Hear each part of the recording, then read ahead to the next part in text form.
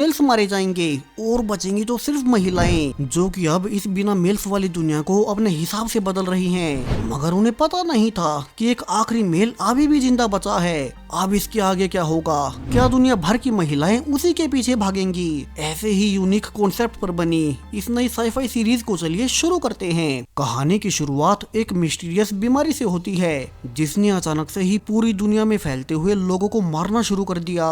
वहीं सबसे अजीब बात, इस बीमारी से सिर्फ मेल ही मर रहे थे, औरतों पर इसका कोई असर नहीं होता। और सिर्फ कुछ ही महीनों के अंदर पूरी पृथ्वी से मेल्स विलुप्त हो गए और अब उस बीमारी को फैले धीरे धीरे 8 साल बीत चुके हैं। अब दुनिया में सिर्फ औरतें ही बची थी, सो उन्होंने दुनिया में अपने अनुसार वर्ल्ड ऑर्डर स्थापित कर लिया। अब न्यूजीलैंड में हम ऐसे ही एक ऑर्गेनाइजेशन वेलनेस को देखते हैं, जो कि पूरे देश को कंट्रोल करती है। इसकी हेड लिन ने पुरुषों के विलुप्त होने के बाद खुद से ही सब कुछ हैंडल करने का जिम्मा लिया। और चूंकि उनके पास आखिरी इंसानी सीड्स बचे थे, वे सीड्स जो कि पुरुषों के खत्म होने से पहले सीड बैंक में स्टोर रह गए, तो अब उसी की मदद से लेन की ऑर्गेनाइजेशन सबसे ताकतवर हो गई, क्योंकि मेल्स के खत्म होने के बाद उनके सीड से ही वे जनसंख्या को आगे बढ़ा सकेंगे। और वे सीड्स अब इस करंट दुनिया की सबसे महंगी चीज बन गई। लेकिन चूंकि उन सीड्स की संख्या काफी सीमित है, सो वेलनेस ग्रुप हर कुछ समय में लॉटरी निकालते हैं कि किन चुनिंदा महिलाओं को वे प्रेग्नेंट होने का मौका देंगे। इन्हीं औरतों में से एक जेमी भी थी, जिसका 8 साल पहले पति जैक्सन और एक बेटा दोनों से बीमारी में मारे गए, और इसलिए वो डेस्परेटली एक बेबी चाहती है ताकि उसके पास कोई तो अपना हो। वो अपनी बेस्ट फ्रेंड किम को सिफारिश लगाने को भी कहती है, क्योंकि किम इसी वेलनेस ऑर्गेनाइजेशन में काम किया करती थी और वो मेन बॉस लेन की बहुत करीबी है। हालांकि लेन के बनाए इस नए लॉटरी सिस्टम से कई सारे नागरिक नाखुश भी रहते हैं, और जेमी के पति की छोटी बहन एलेक्स भी उन्हीं में से एक है।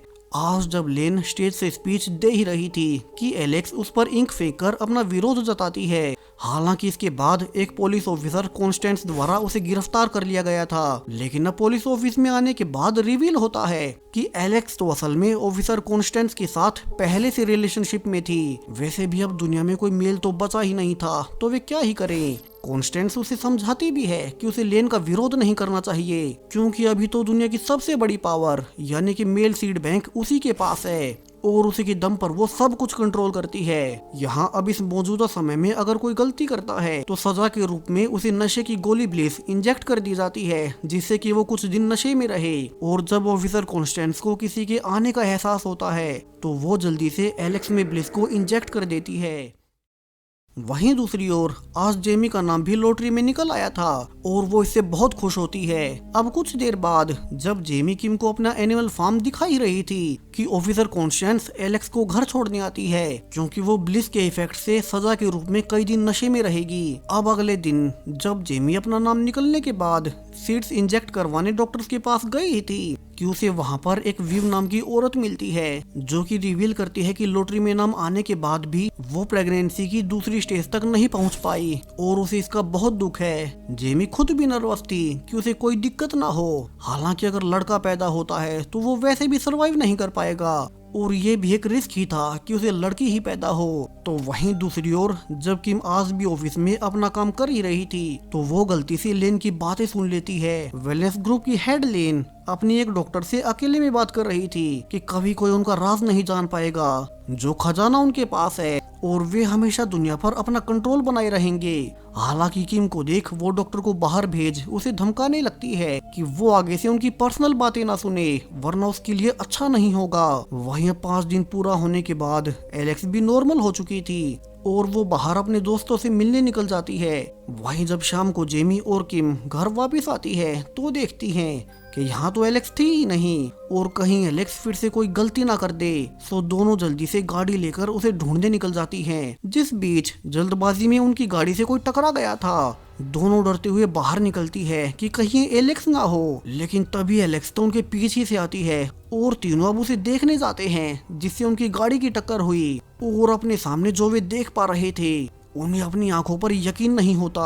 ये तो एक असली आदमी था। वे जल्दी से उसे उठाकर अपने पीछे वाले बार्न में ले जाती है और जल्दी से उसका इलाज करने लगती हैं, ताकि जो चोट उसे उनकी कार की टक्कर से लगी है उससे वो मर न जाए। तीनों इतने सालों के बाद पहली बार किसी पुरुष को देख रही थी। अब किम, जो कि वेलनेस ग्रुप के लिए ही काम किया करती है, वो कहती है कि उसे अपनी ऑर्गेनाइजेशन में इसकी रिपोर्ट देनी चाहिए। ये आदमी उनके लिए किसी खजाने से कम नहीं, लेकिन बाकी दोनों इसके लिए मना कर देती है क्योंकि उन्हें पता था कि वेलनेस ग्रुप की हेड लेन बहुत लालची है और क्यों ना वे पहले इस आदमी को खुद के लिए इस्तेमाल करें।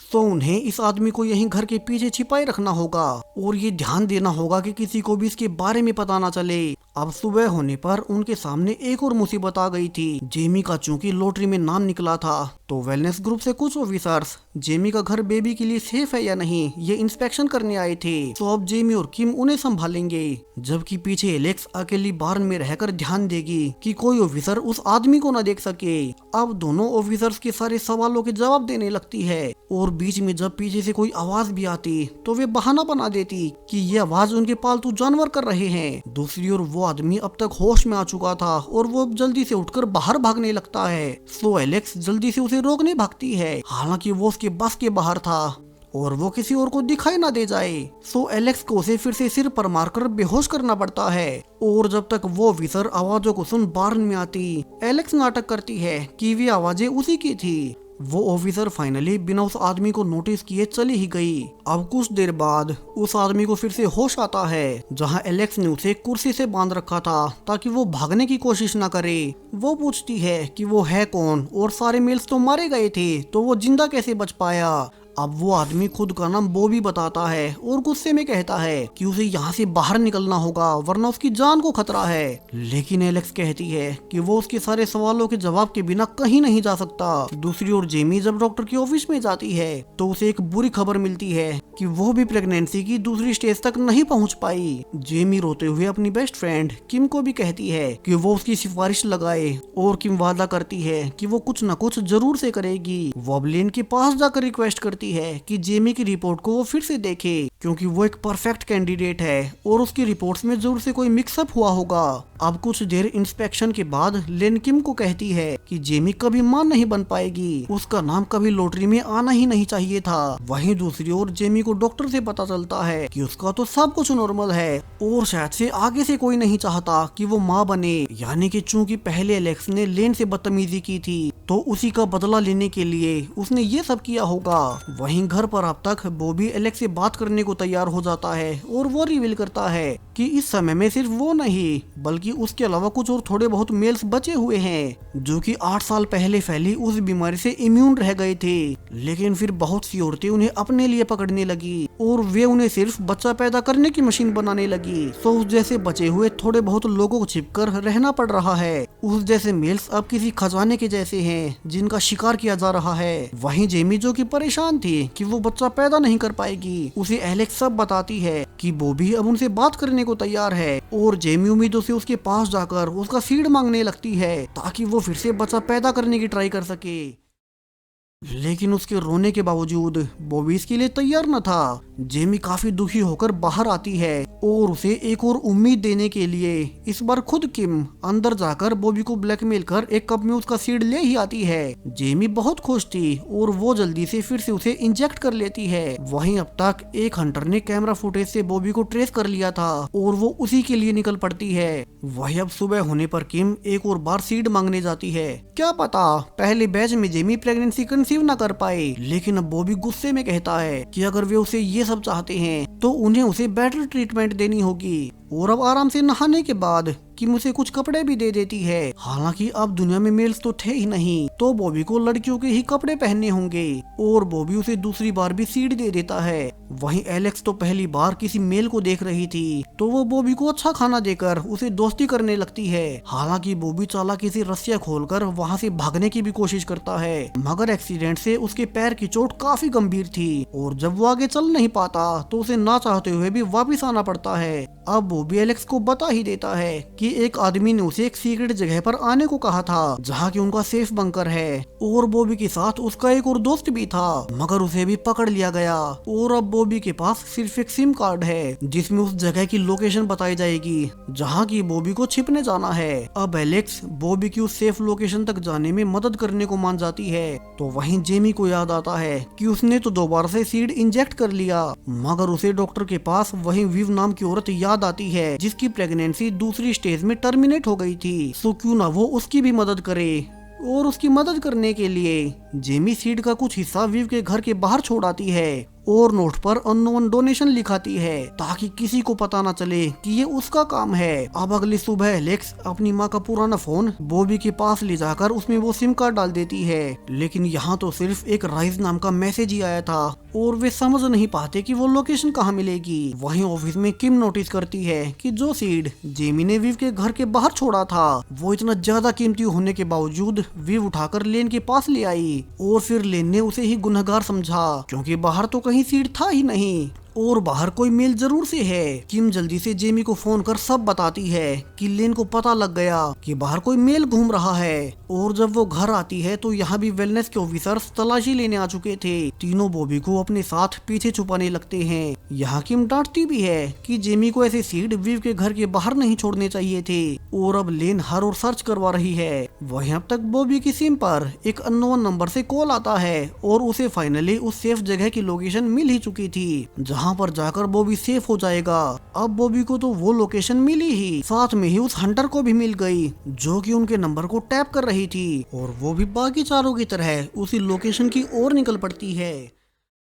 यहाँ चारों किम की कार में उस लोकेशन तक पहुंच चुके थे, लेकिन अब यहाँ तो कोई था ही नहीं और वे वेट करने लगते हैं कि कोई बॉबी को लेने आ ही जाए। लेकिन जब 5 घंटे इंतजार करने के बाद बॉबी और एलेक्स बाहर रिलैक्स करने ही गए थे कि उन्हें हंटर अपनी ओर आती हुई नजर आती है। वे जल्दी से कार में बैठकर हंटर से दूर भागने लगते हैं क्योंकि वो बॉबी को पकड़ने आ चुकी थी। बॉबी समझ नहीं पाता कि हंटर ने उसकी लोकेशन कैसे ढूंढ निकाली। वहीं वे भागते हुए एक और गलती कर बैठते हैं। वे एक फेस्टिवल में चले गए थे और चूंकि ये रोड एक वन वे था, यानी कि उन्हें खुद पर शक होने से बचाने के लिए फेस्टिवल में जाना ही पड़ेगा। तीनों बॉबी को बाकी औरतों से बचाने के लिए पूरी तरह से कवर कर लेती है और फिर एक मैस्कोट की ड्रेस पहनाकर भीड़ से दूर ले जाने लगती है। तो वहीं अब तक जेमी ने भी नोटिस करना शुरू कर दिया था कि उसे अचानक से ही उल्टियां आ रही हैं, यानी कि वो फाइनली प्रेग्नेंट हो ही गई। तो वहीं किम को यहाँ कई लड़कियां जानती थी तो उसे उनके साथ काम करना पड़ता है और वो इसी बीच नोटिस करती है कि वो हंटर बॉबी को ढूंढते हुए इस फेस्टिवल में आ ही गई। सो बॉबी जो कि कॉस्ट्यूम में था